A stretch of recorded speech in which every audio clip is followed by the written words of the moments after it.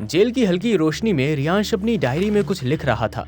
कलम की हर खरोंच के साथ उसके चेहरे पर एक अजीब सी शांति गहराती जा रही थी, जो उसके अंदर पल रहे तूफान से बिल्कुल अलग थी। तभी दरवाजा खुला और जेलर विजय अंदर आया, वर्दी में कसा हुआ, आंखों में कई सवाल लिए। रियांश जी, आप तो दुनिया के जाने माने लेखक हैं। आपकी कविताओं और कहानियों की तो दुनिया दीवानी है, पर आप यहाँ पिछले 8 सालों से मैं आपको देख रहा हूँ। आपने कभी किसी से ऊंची आवाज में भी बात नहीं की, एक चींटी तक नहीं मारी होगी। फिर किसी का मर्डर? क्या सच में? रियांश ने धीरे से मुस्कुरा दिया, एक ऐसी मुस्कान जो उसके अंदर के अंधेरे को छिपा रही थी। उसने डायरी बंद की और जेलर की ओर बढ़ा दी। इस डायरी में मेरी जिंदगी का हर पन्ना लिखा है, हर उस चीज का हिसाब जिसने मुझे यहाँ पहुँचाया है। अगर आप चाहें तो पढ़ लीजिए, आपके मन में आ रहे सारे सवालों का जवाब मिल जाएगा। जेलर विजय ने एक पल रियांश की ओर देखा, फिर डायरी थाम ली। डायरी हाथ में लेते ही वो बहुत ज्यादा एक्साइटेड हो गया। वो तेज कदमों से बाहर निकल गया। रात के सन्नाटे में जब विजय अपने घर पहुंचा और उसने रियांश की डायरी खोली तो वो हैरान रह गया। डायरी का हर पन्ना एक भयानक कहानी कह रहा था, एक ऐसी कहानी जिसका अंत खौफनाक था, मानो आंखों के सामने एक के बाद एक क्राइम सीन्स खुद ब खुद बनते जा रहे हों। खंडाला। जुलाई 2017 की बात है। मुंबई के एक फेमस पब में दोस्तों का जमघट लगा हुआ था। सब हंसी मजाक में डूबे हुए थे सिवाय रियांश के। उसका चेहरा उतरा हुआ सा था। यार रियांश, क्या हाल बना रखा है अपना? What's the issue bro? कुछ बोलता क्यों नहीं है? अरे लेखक साहब, चेहरा क्यों लटका हुआ है? हमें भी बताओ अपनी परेशानी, शायद हम कुछ हेल्प कर पाए। अरे कुछ नहीं यार, बस मैं लिखते लिखते ब्लॉक हो गया हूँ। स्टोरी ना मेरे दिमाग में है, सब कुछ क्रिस्टल क्लियर है, लेकिन जैसे ही कलम उठाता हूँ ना, सब ब्लैंक हो जाता है। अजीब है, पर समझ नहीं आता कि ये हो क्यों रहा है। अरे चिल ब्रो, इतना टेंशन मत ले। खंडाला में मेरा एक फार्म हाउस है, पहाड़ियों के बीच, एकदम शांत जगह है। कुछ दिन वहाँ जा और अपनी स्क्रिप्ट लिख, तेरा ध्यान भटकेगा नहीं और वहाँ की वादियाँ तुझे इंस्पायर भी करेंगी। लेकिन क्या? इससे बेस्ट ऑप्शन नहीं मिलेगा। रियांश को भी लगा कि सच में इससे अच्छा और कुछ नहीं हो सकता है। उसने अगले ही दिन सुबह खंडाला निकल जाने का फैसला कर लिया। 5 दिन बीत गए, लेकिन हालात जस से तस थे। दिमाग में कहानियों का सैलाब था, पर कलम उठाते ही सब गायब हो जाता था। एक शाम रियांश फार्म हाउस से बाहर निकला। उसने खंडाला की घुमावदार पगडंडियों पर घूमते हुए वादियां निहारी, ठंडी हवाओं को महसूस किया, जिससे उसके मन को थोड़ी सी शांति मिली थी। और जब वो वापस लौट रहा था, तभी एक मोड़ पर वो एक लड़की से टकरा गया। What the hell? सामने खड़ी लड़की बेहद खूबसूरत थी। उसके बोलने का अंदाज भी कुछ अलग सा था। क्या बात है जनाब? इतना कहकर उसने हल्की सी मुस्कान के साथ आगे कहा, नजरें कहीं और कदम कहीं। इतनी पीसफुल जगह में भी आपका मन इतना रेस्टलेस क्यों है? रियांश एक पल के लिए उसकी आंखों में जैसे खोस आ गया था। तभी लड़की ने धीरे से उसके कंधे को छुआ। हेलो, क्या बात है? अरे हाँ, नहीं कुछ नहीं, आई एम रियली सॉरी, मेरा ध्यान कहीं और था, इस वजह से मैं आपसे टकरा गया। बाय द वे रिया, इस खूबसूरत बला का नाम रिया है। ओह हे रिया, मैं रियांश। आई नो, आपको कौन नहीं जानता। अगले दिन किस्मत ने उन्हें फिर मिलाया। रियांश ने रिया को तुरंत कॉफी के लिए पूछा। कॉफी पर बातों बातों में रियांश ने अपनी ब्लॉक हो रही क्रिएटिविटी की सारी प्रॉब्लम्स रिया के साथ शेयर की। रिया, जो पहले ही रियांश को एक मशहूर लेखक के तौर पर पहचान चुकी थी, उसकी बातों को ध्यान से सुनती रही। और फिर उसने उसी दिन रियांश को एक अजीब सा काला पेन गिफ्ट किया। आज जब तुम अपनी स्टोरी लिखो तो इसी पेन से लिखना, ये तुम्हें इंस्पायर करेगा। रियांश ने उस पेन से लिखना शुरू किया और इस बार एक जादुई चीज हुई। उसका दिमाग उसका साथ दे रहा था। जैसे ही उसने लिखना शुरू किया, सारी कहानी, हर डिटेल उसे याद आने लगी। वो पहले से भी बेहतर तरीके से अपनी कहानी को लिख रहा था। एक ही बार में उसने एक पूरा चैप्टर लिख डाला और एक अजीब सी संतुष्टि के साथ सो गया। अगले दिन सुबह रियांश ने ब्रेकफास्ट करने के बाद जब टीवी ऑन की और जो उसने देखा उससे वो फ्रीज हो गया। हर न्यूज चैनल पर बस एक ही ब्रेकिंग न्यूज फ्लैश हो रही थी। खंडाला में सनसनीखेज वारदात। हिल स्टेशन के पास एक सुनसान जगह पर एक लड़की की लाश मिली है। उसके शरीर पर कोई बाहरी चोट नहीं है, लेकिन बताया जा रहा है कि ठीक उसी पल रियांश के कमरे में काम करने वाली कमलाबाई घबराते हुए आती है। अरे दादा, आपने आज की न्यूज़ सुनी? खंडाला में ऐसा तो पहले कभी नहीं हुआ। ये तो डरावना है। उसकी आवाज में डर साफ झलक रहा था। रियांश ने शांति से अपनी चाय की कप उठाई। उसके चेहरे पर कोई खास भाव नहीं था।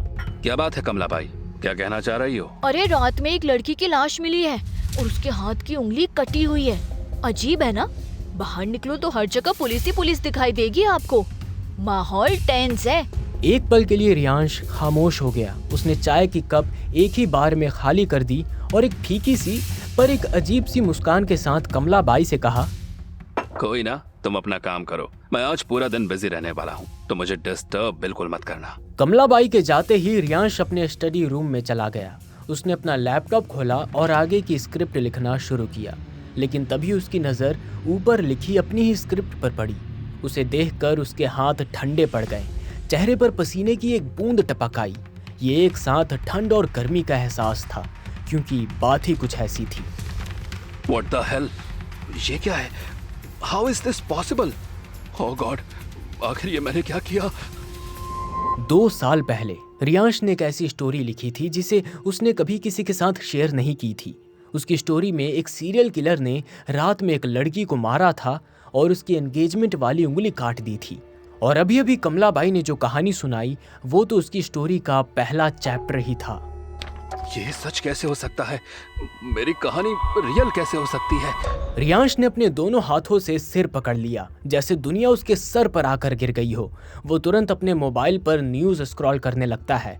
हर हेडलाइन उसके डर को बढ़ा रही थी। उसका मन बहुत ज्यादा डिस्ट्रैक्ट हो रहा था। रियांश बालकनी में जाकर खड़ा हो गया। हवा में एक अजीब सी बेचैनी थी। उसने गहरी सांसें ली और खुद को शांत करने की बेताब कोशिश की। नहीं, ये सिर्फ एक कोइंसिडेंस है और कुछ नहीं। वहीं फिर रियांश ने अपनी स्टोरी का 2nd और 3rd चैप्टर पहले ही लिखने का ठान लिया था, तो वो सब कुछ भूलकर अपनी अधूरी कहानी पूरी करने में जुट गया। रियांश अभी भी अपनी उलझनों में खोया हुआ सा था। तभी रिया उससे मिलने फार्म हाउस आ पहुंची। रिया की मौजूदगी से उसे एक अजीब सा सुकून मिलता था। दोनों ने साथ में कुछ क्वालिटी टाइम बिताया, हंसे, बातें की और उसी दिन रियांश ने अपनी उस अधूरी कहानी का सबसे डरावना हिस्सा, आखिरी एपिसोड पढ़ा, जिसमें लिखा था कि कहानी का सीरियल किलर, जिसे वो खुद लिख रहा था, अपनी नई दोस्त का कत्ल कर देता है और हाँ, उसकी भी उंगली कटी हुई है। ये सब पढ़ते ही रियांश सिहर उठा। उसके रोंगटे खड़े हो गए। उसे अचानक रिया की याद आई जब रात के 2 बज रहे थे। शाम में रिया और रियांश ने साथ बैठकर खूब ड्रिंक की थी। बाहर तेज बारिश हो रही थी और बिजली चमक रही थी।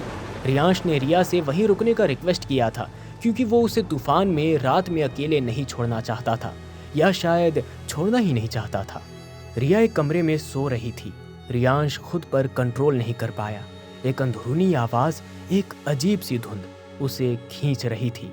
उसने सीधा रिया के कमरे का दरवाजा खटखटाया। रिया ने नींद में ही दरवाजा खोला। उसकी आंखों में हल्की सी हैरानी थी।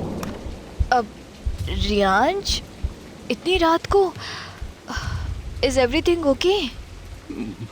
मैंने बहुत बुरा सपना देखा रिया। मैं बस घबरा गया था। मुझे लगा तुम। इतना कहकर रियांश ने बात अधूरी छोड़ दी। रिया ने उसे अंदर आने को कहा, उसे पानी पिलाया और उसके गाल पर अपना हाथ रखकर उसे कंफर्ट दिया। It's okay Riyansh, just a bad dream. थोड़ी देर बाद जब रियांश थोड़ा शांत हुआ, वो जाने लगा। दरवाजे से निकलने से पहले रियांश ने एक बार मुड़कर रिया को देखा। उसकी आंखों में एक अजीब सी चमक थी। रिया ने मुस्कुरा दिया और धीरे से उसके गाल पर किस किया और रियांश कमरे से बाहर चला गया। कुछ देर बाद रिया के कमरे में फिर से खटखटाहट की आवाज़ सुनाई दी। रिया ने दरवाज़ा खोला। उसे लगा रियांश होगा, शायद वो फिर से घबरा गया होगा, लेकिन इस बार रियांश के हाथ में चमकता हुआ चाकू था। रिया की आंखों में पल भर के लिए डर आया। उसने जैसे ही अपना हाथ रियांश की तरफ बढ़ाया, रियांश ने उसका हाथ पकड़ा और एक ही झटके में चाकू से उसकी एंगेजमेंट वाली उंगली काट दी। रिया की चीख निकली, एक भयानक चीख जो बारिश की आवाज में दब गई। इससे पहले कि वो और कुछ कर पाती, एक रुमाल उसके मुंह में ठूंस दिया गया और वो बेहोश होकर जमीन पर गिर गई। रियांश की आंखों में आंसू बह रहे थे। उसके चेहरे पर दर्द और पागलपन का अजीब सा ऑरा था। रोते हुए ही उसने चाकू से रिया के पेट पर वार किया, एक फिर दूसरा फिर तीसरा। कमरे की ओर देखकर रियांश ने अपने आखिरी शब्द कहे। उसकी आवाज में दर्द और एक भयानक सा एहसास था।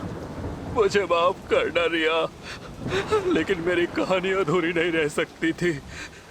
2 साल पहले जो हुआ वो मैं भूल नहीं सकता।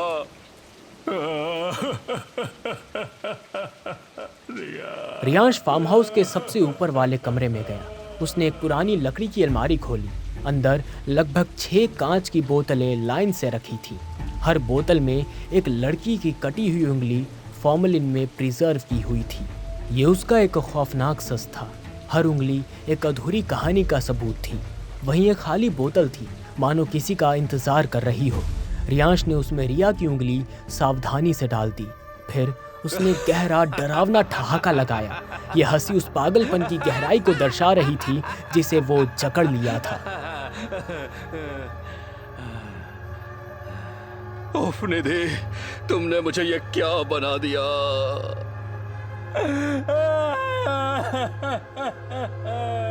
निधि रियांश की फियांसे थी। 2 साल पहले रियांश निधि से बेहद प्यार करता था। वे एक दूसरे के लिए बने थे, ऐसा रियांश मानता था। उनकी एंगेजमेंट भी हो गई थी, लेकिन फिर निधि कुछ समय के लिए दुबई चली गई। वहीं उसे किसी और से प्यार हो गया और उसने रियांश के साथ अपनी एंगेजमेंट तोड़ दी और रियांश के मुंह पर अपनी एंगेजमेंट रिंग फेंकते हुए उसे अपनी जिंदगी से हमेशा के लिए दूर कर दिया। गेट लॉस्ट रियांश, दोबारा नजर नहीं आना। एक राइटर के साथ मैं अपनी जिंदगी खाली कमरे में नहीं बिता सकती।